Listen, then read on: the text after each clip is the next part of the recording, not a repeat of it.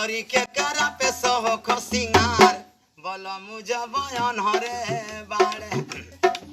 करी के करा पे सोख सिंगार बोलो मुझे बयान हरे बाड़े आउ तो चली जाले करे के बाजार बोलो मु भले अनहरे बाड़े आउ तो चली जाले करे के बाजार बोलो मु भले अनहरे बाड़े सैया बाड़े अनहरे बाकी खेत बाट जादा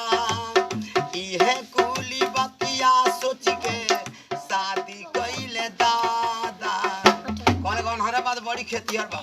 मार धन बा बियाह हो जाए तो लइकन के जिंदगी बन जाए लइकन के जिंदगी में आई बहार लइकन के जिंदगी में आई बहार बलमु भले अनहरे बाड़े आ करी के करा पर सख सिंगार बलमु जब अनहरे बाड़े रतिया के आवेला ना आहावेला दिन के त भौजी अन्हारा खियावेला तरकारी सोयाबीन के आहा भौजी